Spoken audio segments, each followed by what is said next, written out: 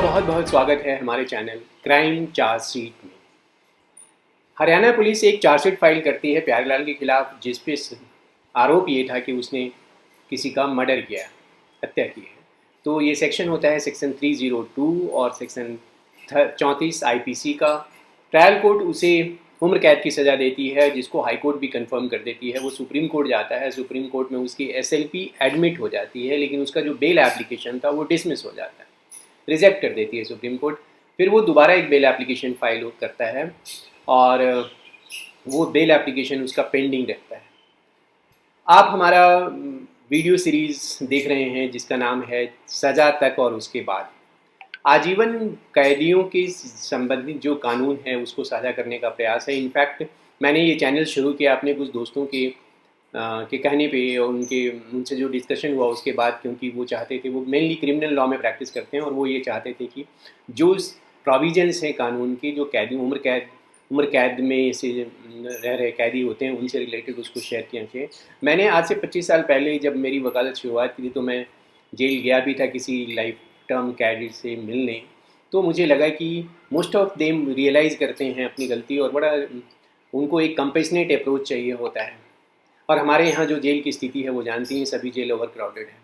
अब हम आगे बढ़ते हैं। 15 अगस्त 2019 को प्यारेलाल को छोड़ दिया जाता है। सरकार इनफैक्ट इंडिपेंडेंस डे, स्वतंत्रता दिवस के दिन गवर्नर बहुत सारे कैदियों का सज़ा माफ़ करते हैं और पर्टिकुलरली जो स्कीम थी उसके तहत जो भी कैदी 75 साल से ऊपर थे मेल थे और जो 65 साल से ऊपर फीमेल थी, उनके केस में, मेल के केस में जिन्होंने 8 साल की सज़ा पूरी कर ली थी और फीमेल के केस में जिन्होंने 6 साल की सज़ा पूरी कर ली थी, उन सबको रिहा कर देती है। चूँकि प्यारेलाल की उम्र भी 75 साल से ज़्यादा थी और वो 8 साल की कैद को पूरा कर लिया था, इसलिए उसको भी छोड़ देती है गवर्नमेंट। अब सुप्रीम कोर्ट में जो ये केस था पेंडिंग था उसका बेल एप्लीकेशन, उसमें सुप्रीम कोर्ट जो केस का नाम था वो Pyarelal versus state of Haryana, और ये डिसाइड हुआ था 17 जुलाई 2020 को। ये क्रिमिनल अपील नंबर है 1003 2017 का। ये 3 जजेस बेंच का जजमेंट था और इसमें जो जस्टिस यू ललित थे उन्होंने ये जजमेंट लिखा था। इनफैक्ट एससी को, सुप्रीम कोर्ट को भी ये जो उम्र कैदी 8 साल के सज़ा के बाद, 8 साल की कैद के बाद छोड़ दिया जाता है, ये थोड़ा मतलब डाइजेस्ट नहीं होता है। तो सुप्रीम कोर्ट एक इशू बना देती है कि क्या कोई भी लाइफ प्रिजनर जो मर्डर के केस के उम्र कैद की सज़ा काट रहा है उसको रिलीज़ किया जा सकता है 14 साल की सज़ा को पूरा हुए बगैर। इस केस में सुप्रीम कोर्ट ने अपने कॉन्स्टिट्यूशन बेंच के जजमेंट पे काफ़ी रिलाई किया है, जिस केस का नाम था मारू Ram versus union of India. और ये कॉन्स्टिट्यूशन बेंच का जजमेंट बड़ा इंटरेस्टिंग था। इसमें इनफैक्ट सेक्शन 433A जो CRPC का है और जिसमें ये 14 साल का बैरियर क्रिएट किया हुआ है उसको चैलेंज किया गया था। ये जजमेंट मुझे बड़ा अच्छा लगा 2 वजह से। पहला तो इस केस में रिलाई किया हुआ और डिटेल डील किया हुआ है, और दूसरा जो इसमें सबसे बड़ी वजह थी कि जस्टिस कृष्णा अय्यर का लिखा हुआ जजमेंट है, उन्होंने बहुत ही ब्यूटीफुली लिखा है इसको। तो कृष्णा अय्यर ने शुरुआत में ही बड़ी अच्छी वो लिखते हैं कि अगर मेरा बस चले, हमारा बस चले, तो हम तो इस 14 साल के बैरियर को ख़त्म ही कर दें, अवॉइड कर दें, लेकिन हम एज ए जज कंस्ट्रू करने के लिए हैं, कंस्ट्रक्ट करने के लिए नहीं, हम डिकोड करने के लिए हैं, किसी कोड को बनाने के लिए नहीं।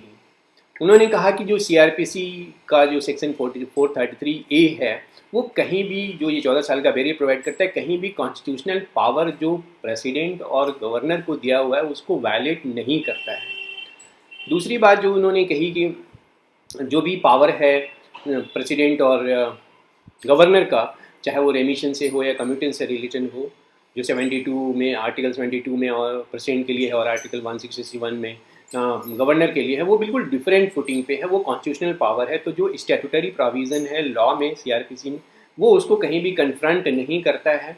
और जो अनडिस्प्यूटेड पोजीशन है कि इवन कि जो गवर्नर या प्रेसिडेंट अपने ऑर्डर पास करते हैं आर्टिकल 72 में, आर्टिकल 116 में, वो जुडिशियल रिव्यू उसका हो सकता है, बट बहुत लिमिटेड ग्राउंड पे वो जुडिशियल रिव्यू हो सकता है। उसमें सबसे पहले तो उन्होंने ये कहा कि अगर वो पास किया गया है कोई ऑर्डर प्रेसिडेंट के द्वारा या प्राइम मिनिस्टर, प्रेसिडेंट के द्वारा या गवर्नर के द्वारा, और उसमें विदाउट एप्लीकेशन ऑफ माइंड के द्वारा है। दूसरा है कोई मालाफाइडे है। तीसरा, अगर वो ऑर्डर पास किया गया है किसी एक्सट्रानियस या इरेलीवेंट कंसिडरेशंस पे।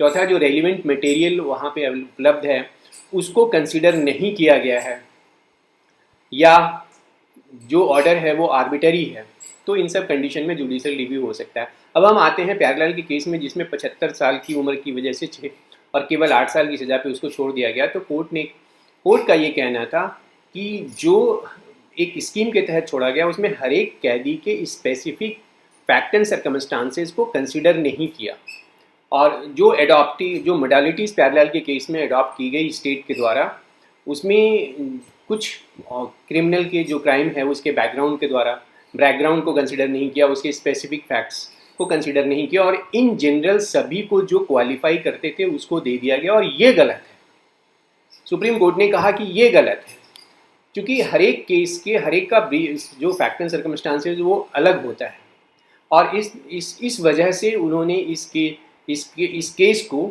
जो प्यारेलाल का केस था, उसको लार्जर बेंच को रेफर करने की बात की और उसमें 2 इश्यूज भी बनाए कि क्या आर्टिकल 161 में गवर्नर के पास पावर है, क्या वो कोई ऐसा स्कीम बना सकता है रेमिशन का, सजा प्रीमैच्योर रिलीज़ का, जिसमें कि उसकी हर एक केस के इंडिविजुअल फैक्ट एंड सर्कमस्टांसेस को कंसीडर ना किया गया हो। दूसरा, उसने ये कहा कि क्या इस तरह के जो पॉलिसी एक्सरसाइजेज होते हैं वो सेक्शन 433A के जो बैरियर है 14 इयर्स का, उसको ओवरराइड कर सकते हैं, उसको सुपरसीड कर सकते हैं। तो इन दोनों पॉइंट पे आगे भेजा गया। मैं इस जजमेंट को और डिटेल में आपसे डिस्कस करूंगा। इनफैक्ट काफ़ी लंबा वीडियो हो जाएगा, तो नेक्स्ट वीडियो में मैं इसको और डिस्कस करूंगा जो बाद में फिर जजमेंट आया। इनफैक्ट मैं आपको बता दूं कि आज जो मेरा ये डिस्कशन है, ये इसका ट्रिगर पॉइंट है, मेरे एक फ्रेंड हैं जो प्रोफेसर हैं, डॉक्टर रविंद्रन, उनकी एक आर्टिकल इसी पॉइंट पे आई थी। तो जब मैंने उसको पढ़ा तो मुझे लगा कि ये बड़ा पब्लिक इंपॉर्टेंस का और ये सब मुझे शेयर करना चाहिए अपने व्यूअर्स से। दूसरा वजह ये था कि मेरे एक फ्रेंड है जो एडवोकेट हैं, मिस्टर लूथरा, उन्होंने भी डिस्कस किया काफ़ी डिटेल में। तो मैं फिर सोचा कि इस एक आस्पेक्ट को डील करूँ, क्योंकि ये एक तरीके से वाटरशेड है, माइलस्टोन जजमेंट है जो पॉलिसी स्टेट गवर्नमेंट की होती है या सेंट्रल गवर्नमेंट की होती है रेमिशन को लेकर, प्री मैच्योर रिलीज़ को लेकर। बहुत बहुत धन्यवाद आपको, आपने इस वीडियो को वॉच किया। प्लीज़, ये नया चैनल है, सब्सक्राइब ज़रूर कीजिए, और जो भी इश्यूज हैं उससे रिलेटेड कोई भी व्यू पॉइंट है आप ज़रूर मुझसे कमेंट सेक्शन में जाके कीजिएगा, क्योंकि हम इस वीडियो सीरीज़ के ज़रिए जो नेग्लेक्टेड सेक्शन ऑफ सोसाइटी है, एक तरीके से जो उम्र कैद के कैदी होते हैं, उनके बारे में रिलेटेड समस्याओं का हम इस पे डिस्कशन करते हैं। बहुत बहुत धन्यवाद। नमस्कार।